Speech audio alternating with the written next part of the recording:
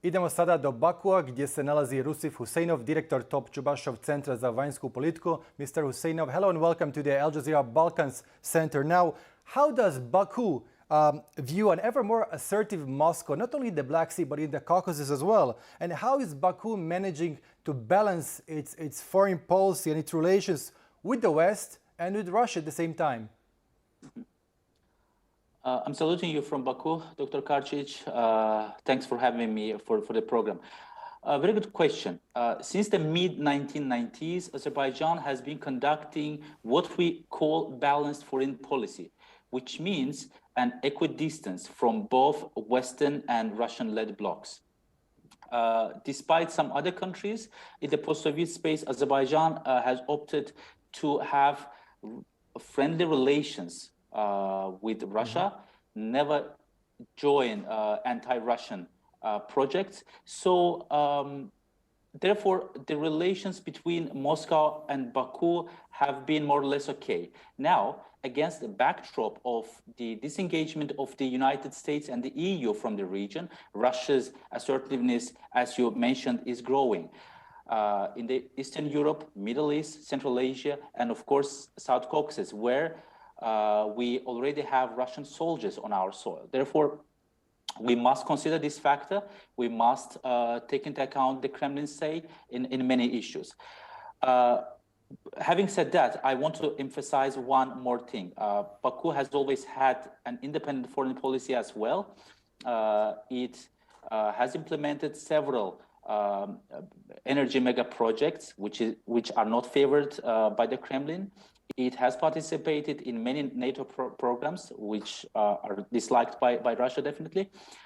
At the same time, Baku has served as a venue, as a platform for negotiations between top NATO and Russia military officials. So it's not only about balancing, it is also serving as a venue between these two opposing blocs. Right. Now, Azerbaijan maintains very cordial relations with Turkey. Why is Turkey an important player in the South Caucasus? And how would you describe the relationship between Turkey and Azerbaijan?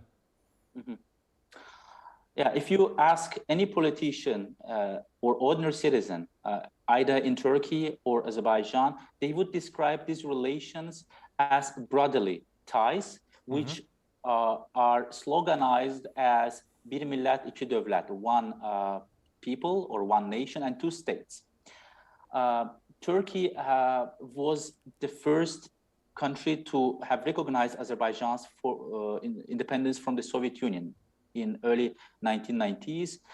Over the past 2 or 3 decades, Azerbaijan and Turkey have implemented several projects of regional importance. These are railway projects, oil and gas pipelines that give access for Azerbaijan to Western markets. Such as the Baku-Tbilisi-Ceyhan pipeline. Exactly. You are absolutely right. And there is a railway, Baku-Tbilisi cars, which whose significance is rising because of these connectivity projects in vast Eurasia. The two countries have great military relations. Azerbaijan's army has been modernized over the past 2 or 3 decades thanks to the Turkish government. Our officers have been trained by Turks and in Turkish military. The climax of this military cooperation took place during last year's war when Turkish made state-of-the-art products became game changers and led to the triumph of Azerbaijan in Karabakh. After the war, Turkey became part of this Russian-Turkish monitoring mission in Karabakh. Some pundits interpreted it as the penetration of a NATO power into the region, which Russia traditionally considers its own backyard, and it is a historical development. Now, as you mentioned, during the recent war in Nagorno-Karabakh, which which is a part of Azeri territory occupied by Armenia. Turkish drones Bayraktar TB2 played a crucial role. Also, the Azeri army used Israeli-made Heron drones. This is an interesting case which I would like you to explain further to our viewers. What is the nature of Azerbaijan's relationship with Israel, and how is this related to Azerbaijan's relations with Iran? Good question. People who do understand or have information about the nature of Azerbaijani-Israeli relations tend to compare them with an iceberg because only a small portion is visible. Azerbaijan, despite being a nominally a Shia country, is actually a secular and multicultural society. It's been home to a considerable Jewish community, which has been dwelling here on our soil for 2 millennia. And this Jewish community contributes to the warm relations between two countries. Israel, which for several decades had hostile relations with many Muslim countries, also enjoys having a strategic partner, Azerbaijan, inside the Islamic world. This partnership between two countries dates back to the early 1990s, and the cooperation has been expanding on many spheres, most notably economy, technology, and military. And as you rightfully mentioned, Azerbaijan has been using these Israeli-made advanced technologies. In fact, in 2019, Azerbaijan became the second largest consumer of Israel's defense industry. And it also contributed to our victory last year in Karabakh and helped us liberate formerly occupied territories.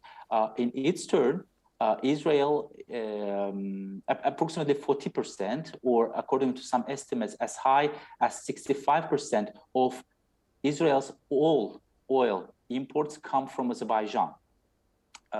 So these relations have been quite high, despite the fact that they usually irritated our southern neighbor, Iran. Very recently, Baku finally decided to open a trade mission, its first diplomatic post in Israel. It can also be called a historical development. And one more thing at the end about Azerbaijan-Israel relations. There are nowadays some talks and even proposals that Baku can actually be a very effective mediator for Israeli-Turkish rapprochement.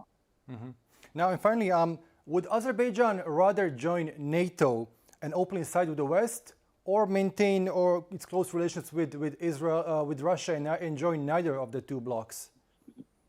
As I already said at the very beginning of our interview, Baku, the government in Baku has always preferred the so-called balanced foreign policy. And in this context, the authorities in Azerbaijan usually maintain what I like to call equidistance from both the transatlantic bloc and Russian-led Eurasian integrationist projects. So Azerbaijan does not want to join any anti or pro-Russian blocs. And unlike some other countries in the post-Soviet space, such as Georgia and Ukraine, who have clear NATO memberships, Azerbaijan does not feel that necessity because we already have Turkey, a NATO member, as our security guarantee. Right. Mr. Rusif Huseynov, it was a pleasure speaking to you. Thank you so much for your time. My pleasure. Have a great day.